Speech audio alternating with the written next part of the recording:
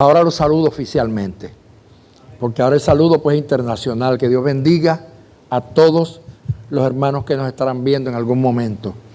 Vamos en esta mañana a la segunda parte del mensaje que comenzamos el domingo pasado bajo el tema Las 7 virtudes de la paciencia.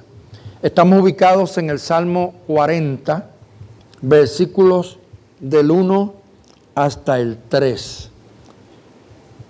Salmo 40, versículos del 1 hasta el 3, que leo para la gloria del Señor. Pacientemente esperé a Jehová, y se inclinó a mí y oyó mi clamor. Me hizo sacar del pozo de la desesperación, del lodo cenagoso. Puso mis pies sobre peña y enderezó mis pasos. Puso luego en mi boca cántico nuevo, alabanza a nuestro Dios. Verán esto muchos y temerán y confiarán en Jehová. Amén. Gracias, pueden sentarse, ya hemos orado para que Dios se glorifique. La semana pasada estuvimos hablando acerca de las 2 primeras virtudes, que son que nuestra paciencia hace que Dios se incline. Y la segunda virtud es el privilegio de que Dios nos escucha. Pero hoy vamos a entrar a la tercera bendición o virtud, como usted quiera llamarlo, que dice: me hizo sacar del pozo de la desesperación. A mí me llamó mucho la atención esa expresión del salmista, porque aunque yo toda mi vida, y digo toda mi vida porque yo nací en el Evangelio y desde niño conocí la Biblia y he tenido el privilegio de leerla varias veces, de Génesis hasta terminar en Apocalipsis, volver a empezar, y los salmos pues eran parte de la parte preferida de la Biblia. En mi caso pues aprendí muchos de ellos de memoria. Entonces, nunca me había dado cuenta del detalle como se expresa David cuando dice: me hizo sacar del pozo. Y a mí me llamó la atención, me hizo sacar, porque la frase no dice me sacó del pozo. Fíjese bien, no dice me sacó del pozo de la desesperación, sino que le utiliza otra expresión y dice me hizo sacar. Y yo me puse a pensar entonces, ¿por qué David se expresa de esa forma? Porque significa entonces que a alguien tuvo Dios que utilizar para sacarlo del pozo. A alguien Dios le dio orden para sacarlo del pozo de la desesperación. Entonces, ¿qué es un pozo? Un pozo, usted sabe que es un hueco en la tierra por donde fluye agua. Algunos tienen un manantial en el fondo y el agua emana todo el tiempo. Recuerdo que en Haití viví una experiencia que estábamos construyendo un templo y teníamos que sacar agua de un pozo, pero como habíamos un grupo de hermanos trabajando y la construcción requería mucha agua, aquel día tuvimos problemas con todo el barrio, porque cuando empezamos a sacar agua y a sacar agua, a sacar agua, el pozo se secó. Y cuando eran como la 1 de la tarde ya no quedaba agua en el pozo y los vecinos se pusieron bravos y no nos dejaron sacar ni un poquito más hasta que el pozo no volviera nuevamente a llenarse de agua, porque el pozo da agua, pero se le acaba. Ahora, ¿qué sucede? Que David dice, me hizo sacar del pozo. El pozo es una abertura o un hueco que, si usted se pone a mirarlo, tiene una sola boca, arriba. Y el que esté en el pozo tiene una sola opción, porque si mira hacia el frente, lo que es tierra. Si mira hacia abajo, lo que es agua, y más abajo, lodo. Así que la única esperanza que tiene el que cae o está en un pozo es mirar hacia arriba, porque por arriba es donde único le entra luz, por arriba es donde único recibe oxígeno, y por arriba es donde único alguien lo puede escuchar, y por arriba es donde único alguien lo pueda sacar. No hay otra opción. Por lo tanto, en el sentido figurado o en el sentido espiritual, nosotros tenemos que tomar esta expresión de David como que muchas veces también nosotros caemos en un pozo, y no literal, porque David lo distingue. Él le pone un calificativo y él no dice el pozo de agua, sino el pozo de la desesperación. Yo pienso que todo el mundo en algún momento de la vida puede haber caído en un pozo de la desesperación. La desesperación, para los que no saben lo que significa, es la pérdida total de la esperanza. Es símbolo o sinónimo de angustia. Cuando uno está desesperado, uno ha perdido totalmente la esperanza. Y digo totalmente, porque a veces se pierde la esperanza parcialmente, pero nos queda como un rayito de saber que de algún lado habrá refugio. Pero cuando se habla de desesperación, estamos entonces hablando de que nuestra esperanza como que llegó a su fin. Me gustaría preguntar a todos los que están aquí hoy, ¿en algún momento de tu vida te has sentido así? ¿Cuántos? Levante la mano. Sí, hermanos. David hablaba de su propia experiencia. Mientras yo estudiaba esta palabra y leí este salmo, yo pensé, ¿saben quién? En José. José fue aquel hombre que tuvo un sueño. Y por su sueño, sus hermanos se llenaron de envidia. Por el trato que le daba el padre al coserle una túnica especial, lo quisieron matar. Rubén, su hermano mayor, se le ocurre, no lo maten, vamos a echarlo en una cisterna, en un pozo. Yo no sé cuánto tiempo pasó José. El profeta Jeremías fue echado también a una cisterna. Yo nunca he caído en un pozo. Y Dios quiera que nunca caiga. Pero literalmente hablando, yo pienso que el que está dentro de un pozo llega a un momento de desesperación, porque cuando comienza a faltar el oxígeno y tú sientes que no puedes respirar, y no solamente eso, debajo de ti hay algo que te está preocupando, que ahorita vamos a hablar de esa situación. Llega el momento en que tú pierdes la esperanza. Pero fíjese, a mí me trae mucho aliento el saber que Dios es un Dios que nunca llega tarde. Porque cuando hablamos del caso de José, aunque lo echaron en el pozo, fíjese bien, luego lo sacaron. Lo tuvieron que sacar. Y por ahí es que a mí me vino la inspiración de yo pensar cuando David dice, me hizo sacar del pozo de la desesperación. Los hermanos de José lo echan en el pozo pensando que ese era su final. Pero de momento Dios permite que vengan unos mercaderes que van para Egipto y le cambia la mente a los que lo echaron. Y Dios los hizo que lo sacaran. A los mismos que lo echaron, lo sacaron del pozo donde David estaba desesperado, José, y José estaba sufriendo la angustia de saber que posiblemente allí terminaría su existencia, pero Dios tenía un plan mucho más grande con José. Y Dios hizo que los mismos que lo echaron, lo sacaron. Y aunque ellos lo venden pensando que con eso terminaron con él, se libraron de este muchacho, que es el preferido de papá. Lo que no sabía era que el sueño que él había tenido de que se doblaban ante él y que lo respetaban, que lo adoraran, aún el sol y la luna, padre, madre, todos hermanos, y que ellos no lo entendieron, se cumplirá en Egipto. Cuando aquel hombre que echaron al pozo, una vez que lo sacaron, llegó a Egipto y llegó a ser el gobernador, el segundo en mando después de Faraón. Y cuando hubo hambre en la tierra, sus hermanos tuvieron que ir ¿a qué? A inclinarse en tierra, postrarse ante José, invocar misericordia. ¿Sabe por qué? Porque no hay nadie que quebrante el plan que Dios tiene con tu vida y con mi vida. Posiblemente hoy te han empujado a ti o me han empujado a mí al pozo y te tienen en una situación de desesperación donde tal vez tú crees ya no hay salida, esto se acabó aquí. Recuerda, los mismos que te echaron te van a tener que sacar. Si Dios le da orden a ellos, van a tener que sacarte.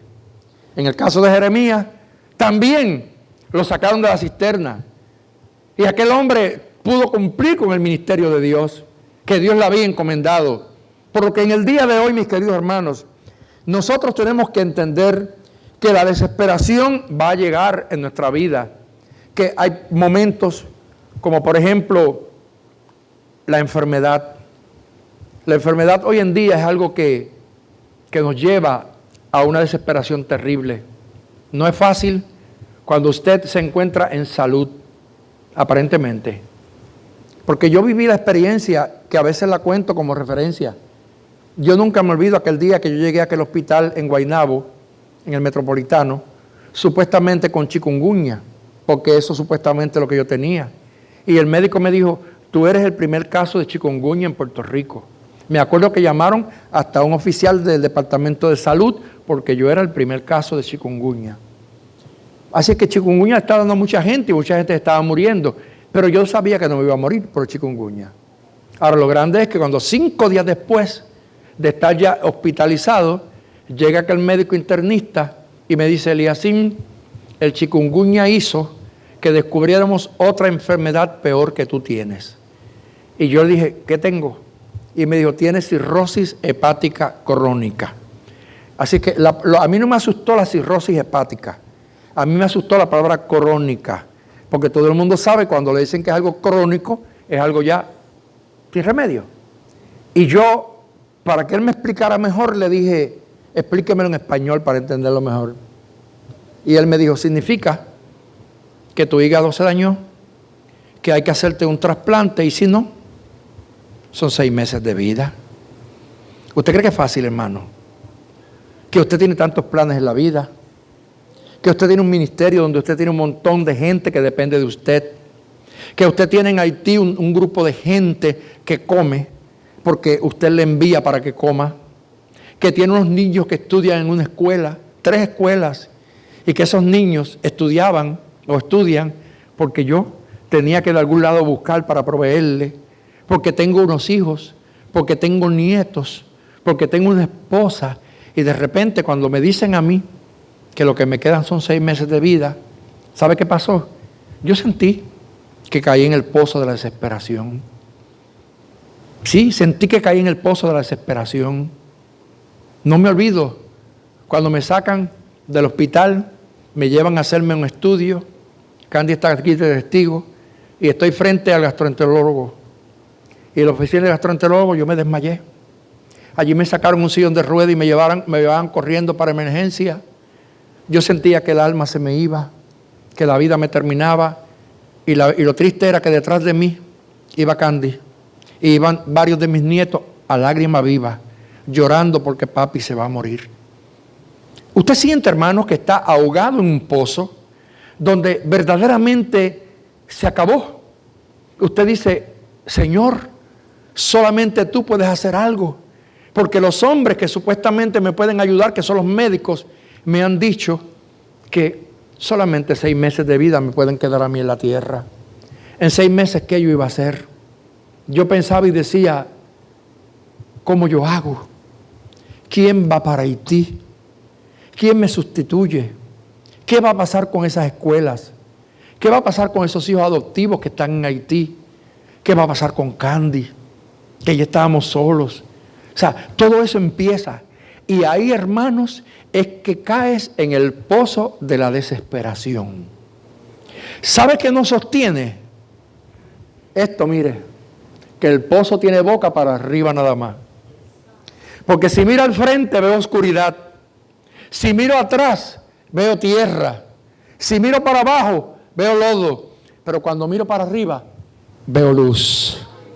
Porque por arriba entra la luz del Señor.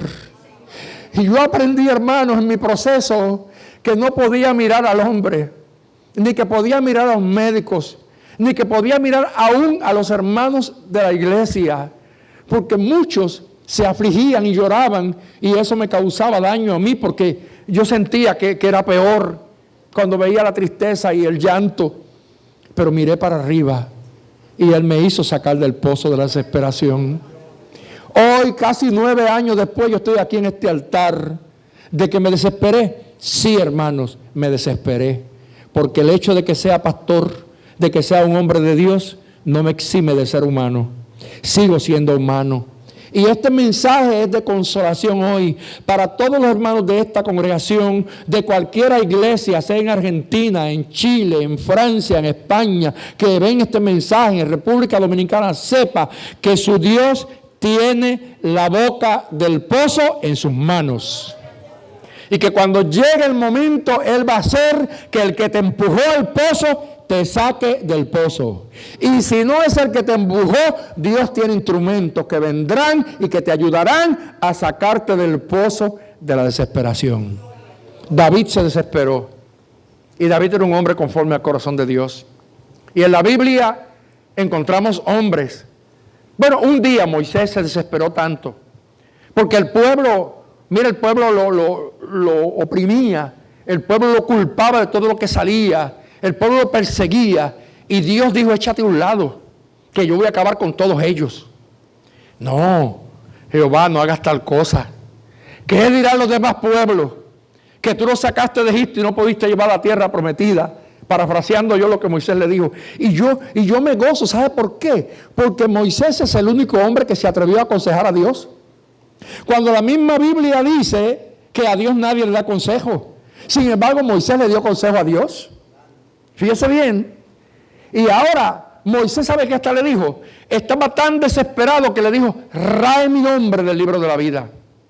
Moisés estaba dispuesto a morir por aquel pueblo porque él no quería que los pueblos se burlaran del Dios que lo había llamado a él. Así que para un hombre expresarse así, estaba en el pozo de la desesperación. Moisés no sabía si subir. Moisés no sabía si bajar, Moisés no sabía qué hacer, porque tengo un pueblo que de un momento a otro me apedrean, ahorita me quitan la vida, ahorita me matan porque este pueblo está salvaje, porque tienen hambre, pero nada, Dios lo hizo sacar del pozo de la desesperación. Y cuando no había comida, empezó a caer del cielo un rocío, y aquel rocío era como semilla de culantro, y le llamaron maná, y Dios lo sustentó con maná. Y cuando se cansaron del maná, empezaron a pedir carne. Y Dios le dijo, ¿quieren carne?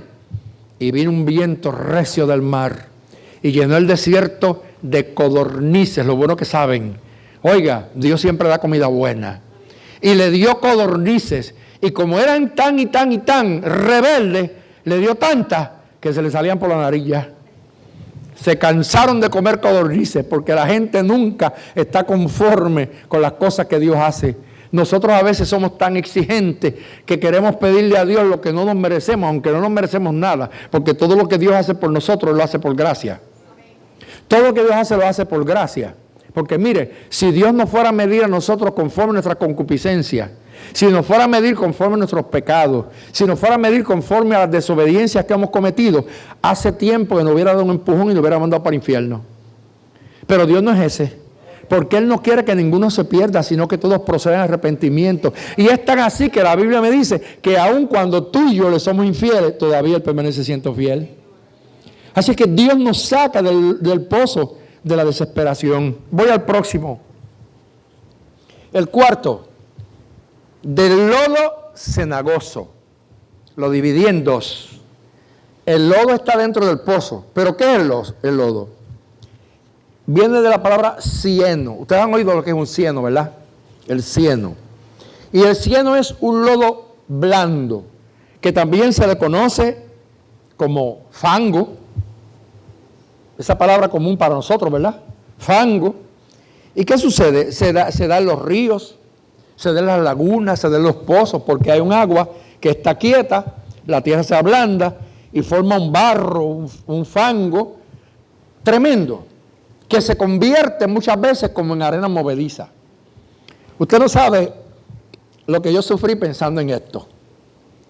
Porque una vez yo estaba en Venezuela, allá en Limoncito, en el sitio donde teníamos la casa, y a mí se me ocurrió, sin experiencia, ¿verdad?, ir con unos hermanos que iban a pescar unos peces que se llaman curitos. Y los curitos son unos peces que se dan en sitios así fangosos. Ese pez tiene solamente como una espina nada más. Y tiene cara como de pescado, la cara, pero el cuerpo es como de langosta. O sea, la parte de atrás parece una langosta y al frente tiene la cara como un pescado. Entonces, pues, me dijeron, pastor, lo invito, venga, vamos a pescar curitos. Pero yo no sabía a dónde iba, era jungla adentro. Y los que nunca han caminado en una jungla, usted no sabe lo terrible que es una jungla. En una jungla hay unas partes que es una laguna, que usted ve mucho, como los mangles, que usted ve muchas matas que están creciendo así como en el agua, pero ahí debajo de un agua que usted se va hasta acá. Y hay partes que hay un lodo, así un fango, hermanos, y lo más terrible es que todos los árboles, casi todas las matas que nacen son peligrosas. Porque usted ve una mata, lo más bonita, y cuando tira la mano, mire, tiene unas espinas así que se le clavan. Porque todo en la jungla se defiende a una naturaleza. Usted sabe que hay plantas carnívoras. Usted tiene que tener cuidado. Porque hay plantas que tienen flores, que si usted le pone la mano, la flor se cierra, ¡pum!, y le agarró la mano y se la come. Y usted dirá, ¿eso no puede pasar? Sí, eso pasa en la jungla. Ahí en esa jungla hay animales salvajes como usted no tiene idea. Pero a mí se me ocurrió ir con los hermanos y que a pescar curitos, porque me dijeron, eso es muy bueno, y eso hace un caldo especial, y nos fuimos. Nos fuimos en la canoa, río abajo por el río Caparo. Llegamos al punto donde teníamos que bajarnos y meternos jungla adentro. Y gloria a Dios, que a mí se me ocurrió agarrar una vara como Moisés. Y yo agarré una vara para agarrarme de ella. Ya yo estaba enfermo del hígado y no lo sabía. No sabía que yo estaba tan mal. De momento, pues ya empezamos a entrar a la jungla y el terreno empezó a cambiar. Y como ellos ya están expertos, ellos como que no ponen casi ni los pies en el piso. Yo no sé cómo es que ellos caminan casi por el aire, porque ya están acostumbrados a eso, pero yo no. Entonces, ¿qué sucede? De momento, ellos siguen caminando y yo empiezo a meterme en el cieno. Se me metió una pierna con todo y bota, y cuando yo trataba de sacar esta, ya la otra estaba dentro también. Así que yo me quedé atascado en el mismo lugar y yo con la vara aguantándome. Cuando de momento miro para todos lados, caigo yo en pánico. ¿Por qué caigo en pánico? Porque allí hay anacondas. Allí hay serpientes venenosas que se tragan a la gente, que se tragan a un animal grande. Y yo dije, ¿ahora qué yo hago? Cuando miro, hay una muchachita, que Dios la bendiga donde quiera que esté, Marianela, la hija del hermano Antonio, que ya está allá arriba. Y yo vi a Marianela y dije, Marianela, llama a tu papá porque me dejaron solo. Y la muchachita empieza a gritar, a llamar a los hombres para que viraran. Entonces vinieron a sacarme a mí del lodo. Pero hermano, eso no era fácil, porque usted saca una pierna y la otra le queda adentro. Y hasta las botas se le quedan allí. Y usted trata de agarrar esta mata y las espinas la hincan. Entonces yo empecé a caer como en una desesperación. Empieza a faltarme la respiración, porque yo tenía el hígado inflamado, no lo sabía, y ya no podía respirar bien. Yo sentí que yo me iba a morir. ¿Sabe qué es lo primero que yo pensé? Ahorita llega la anaconda. Dije, si nadie viene a salvarme de aquí, la anaconda llega, y usted sabe que la anaconda viene, y ella lo primero que hace es que hace así, te agarra por la cabeza. Y te sigue engullendo, y no creas que es chiste, es verdad. Porque ella tiene su estrategia. Y uno que esté atascado ahí, ¿cómo se defiende de un animal tan grande? Que imagínense, yo vi una anaconda cerca de la casa que yo vivía, allá, hermanos, que medía 26 pies de largo, que era una cosa así como un poste de luz de gorda. La cabeza de ella era más grande que la cabeza mía. Imagínese usted, y yo la vi. Y el que la mató, que era mi vecino, me dijo, pastor, y eso no es nada, yo maté una esta semana que medía 36 pies. ¿Sabes con 36 pies? Estamos hablando de una jungla. Imagínense, hermano, una cosa, este templo tiene 42 pies, 36 pies casi de largo de este templo, mire así, del ancho y el ancho de este templo. Entonces, una cosa así, y yo allí metido, atascado en aquella jungla, yo viví lo que es la desesperación. Sentí que me asfixiaba, que me moría, que no podía salir de allí. Gloria a Dios por el hermano Ángel, el hermano Antonio, que viraron para atrás, me dieron la mano, me ayudaron a salir. Y llegamos al sitio donde íbamos a pescar los curitos. Los famosos curitos, ya yo no quería saber de ellos. Porque se me quitó el gozo y el deseo de comer curitos. Y el curito se da como en una laguna y eso se llena arriba como de una hierba. Y ellos llevan como unos garabatos, como unos garfios así que alan la hierba y después tiran la red o el nazo, como se le llama, y salen pero miles. Entonces ellos se sientan, echan todos los chiquitos para atrás y los grandes los echamos en cubos. Llenamos un montón de cubos. Un montón de cubos de los curitos esos. Pero ¿qué pasa? Nos está dando un olor medio raro. Cuando el olor, caminamos como de acá donde está el galdo, así, dentro de la jungla. ¿Sabe qué había allí? Una anaconda. Se había tragado un caimán. Pero parece que como el caimán era grande, cuando el caimán se le infló dentro, ella se murió y reventó. Y cuando estaba allí el caimán, mira hermano, la culebra así, a todo lo largo, y por aquí es roto, con la cabeza del caimán por fuera, allí. Gloria a Dios que se había comido el caimán y no a mí. O sea, en la vida, y usted se ríe hoy, y esto es parte de mis experiencias misioneras, y usted lo ve como algo jocoso hoy porque usted nunca lo ha vivido. Pero vivir en carne propia, estar en un lugar donde usted sabe que su vida está colgando de un hilito, que en cualquier momento termina su esperanza de vivir, cae usted en la desesperación y tiene que mirar para arriba. Gloria a Dios por el Dios que tenemos. ¿Quién fue el que dijo, a quién tengo yo en el cielo? ¿A quién tengo yo en el cielo? Uno de los salmistas. Se le ocurrió esa expresión, ¿a quién tengo yo en el cielo? No porque no sabía, sino ¿quién como el que yo tengo en el cielo? Esa es la expresión, ¿quién como el que yo tengo en el cielo? Querido hermano y amigo que me escucha en esta mañana, no permitas que la desesperación te lleve a tomar una decisión difícil. Estás en el pozo, posiblemente hay fango, hay lodo, y el lodo te hunde.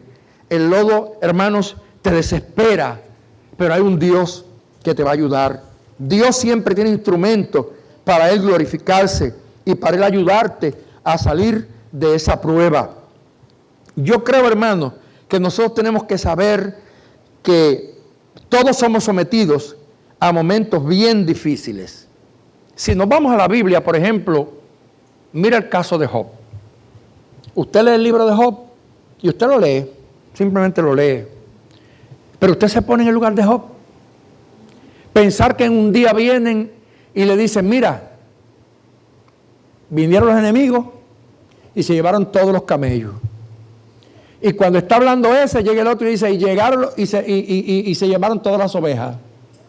Y cayó fuego del cielo, dice el tercero, y mató a tantos.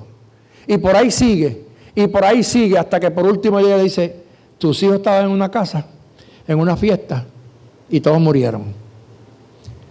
Mala noticia sobre mala noticia. ¿Cree usted que un humano común y corriente o normal no se sentirá en el pozo? Claro, porque mire, usted ama sus bienes. Si usted tiene ovejas, las cuida, las ama porque son su propiedad. Usted ama su casa, usted ama lo que usted tiene, pero cuando le tocan sus hijos, los hijos son parte de su corazón. Y cuando a Job le dan el aviso, tus hijos también murieron.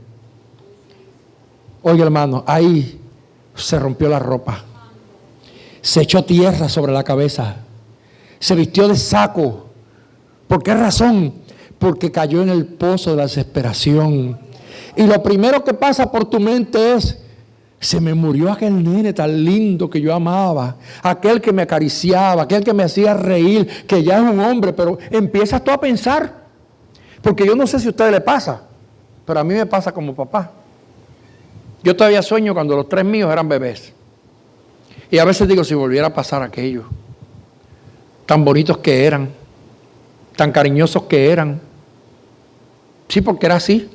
En mi casa todo el día había abrazos y besos. Porque yo soy así, muy meloso, como decía mami.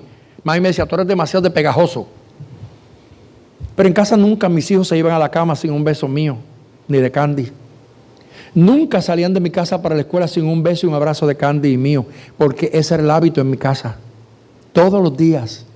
Y si 5 veces nos despedíamos, 5 veces nos besábamos. Era así. Y yo recuerdo que había una Yari, la más chiquita, que tú entrabas por la puerta y tan pronto entrabas, ¿sabes qué hacía Yari? Así. Desde que se veía que tú bajaste del carro, ella estaba esperándote para darte el beso.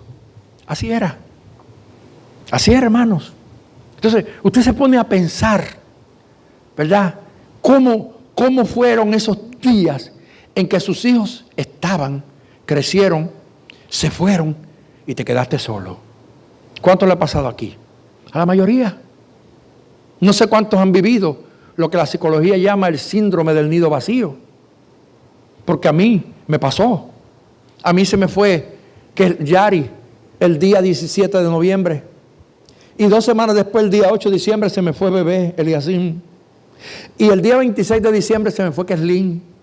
En 3 semanas, en menos de un mes, mis 3 hijos se fueron. Y Candy y yo nos quedamos en esa casa. Una casa tan grande, que siempre estaba llena de gente. Yo no sabía nada de lo que se llamaba síndrome del nido vacío. ¿Qué? Eso lo aprendí luego yo. Pero a mí me dio. ¿Sabe qué yo hice? Yo clausuré la segunda planta de la casa. Y yo estuve años sin subir a la segunda planta. Yo dividí la casa de abajo y dejé un solo dormitorio, un solo baño, una cocina chiquitita en la misma sala y nada más. Todo lo demás lo clausuré. Porque cada vez que yo entraba a esos cuartos, los veía vacíos. ¿Qué hacía yo? Empezaba a llorar. ¿Cuántas veces Candy ponía la comida en la mesa y nos sentábamos a la mesa y se me hacía un nudo en la garganta porque las sillas de mis hijos estaban vacías? Y yo le decía a Candy, vámonos. Y nos íbamos, nos montábamos en el carro y nos íbamos. Yo no sabía que eso se llamaba el síndrome del nido vacío. Y que eso nos da muchas veces a los padres. Cuando nuestros hijos se van, vemos que la casa se quedó vacía. ¿Dónde estarán? ¿Con quién estarán? ¿Habrán comido bien? Y yo que he sido así como tan pegajoso, recuerdo, hermano, que Candy es mi testigo. A veces salíamos juntos y de momento íbamos a entrar a un restaurante, por ejemplo, a comer. Y cuando llegaba a la puerta, hermano, yo miraba para atrás y le decía, no, Candy, no puedo sentarme a comer porque mis hijos no están. Y yo estaba acostumbrado que en la mesa que yo estaban, mis 3 hijos estaban conmigo, pero ahora no estaban. Hoy, este mensaje es para todos. Y tal vez usted diga, ¿por qué él habla todo esto? Porque todos en la vida pasamos por un momento donde nos sentimos en el lodo cenagoso. Sentimos como que nos estamos hundiendo y que tratamos de sacar un pie, pero como que el otro se hunde. Y como que luchamos y nos vemos estancados en el mismo lugar y vemos para adelante oscuridad, para atrás oscuridad, para el lado oscuridad. Pues mire, la solución al problema, ¿sabe cuál es? Mirar para arriba. En el pozo hay luz hacia arriba. Hacia arriba está la luz de Cristo. Hacia arriba está la consolación. Hacia arriba está el poder del Espíritu Santo. Solamente invoquemos al Señor en el momento en que nuestra vida se encuentra sumergida, hundida en el pozo de la desesperación, en el lodo cenagoso. Él nos hará salir. Eso dice David. Me hizo sacar del pozo de la desesperación, del lodo cenagoso. Eso es así, hermano. Tremendo, ¿verdad que sí? Dios es grande. Voy a terminar ya, pero me acordé de Rubén Marín, el hermano de Candy, que fue nuestro presidente y pastor. Él contaba un testimonio que a mí nunca se me olvida. Y fue que él trabajaba por acá, por el área metropolitana, y tenía que venir de Lija de las Piedras. ¿Y qué pasa? Que un día él fue a visitar a una hermana de la iglesia en Tomás de Castro de Cagua, que era pastor él. Y cuando llega, la hermana tiene una necesidad económica. Y Rubén se da cuenta de la necesidad. Y él tenía solamente $5 en el bolsillo. Y esos $5 eran para él al otro día desayunar en el trabajo y almorzar y la merienda. Nada más tenía, porque para ese tiempo $5 daban. Ahora no. Ahora una merienda te vale 30. Sí, en la época que vivimos, una merienda te vale 30. Sí, porque es así. Los otros días yo en un aeropuerto, mire hermano, casi me da un infarto. Casi me da un infarto. Porque cuando pedí un sándwich y pedí un juguito de manzana, y cuando me cobraron, hermano, me cobraron $20 y pico. Y a mí me dolió en el alma. Yo dije, Señor Jesús, mañana ayuno. Porque se acabó la misericordia y el amor. Sí, eso es así. Pero antes $5, $5, ¿verdad que sí? Ustedes dicen $5 y eso era, imagínense. Y Rubén contaba que el Señor le habló y le dijo, dale los $5, hermana. Y él los agarró con la mano y metió la mano al bolsillo y él le vino el pensamiento, y mañana, ¿qué desayuna? Y mañana, ¿qué almuerza? Y él, el Señor tocándolo, pues le decía, y sacaba un poquito la mano y volvía a metía. Y usted sabe, cerró el puño en el bolsillo para no sacarlo. Pero a la larga, la voz de Dios fue más fuerte que él y sacó los 5 dólares y se los dio al hermano. Y cuando se los dio al hermano, dijo, ay, pastor, mire, gracias, usted no sabía, pero aquí yo no tengo nada que comer. En esta casa no hay nada, usted no sabe lo que yo voy a hacer con estos 5 dólares porque no tengo nada aquí en mi casa. Rubén se fue, pero en su mente decía mañana. Y empezó a desesperarse. Porque salir de Lija, allá al área metropolitana, para usted estar en una oficina, todo el mundo a cierta hora se levanta y se va, y usted no tenga.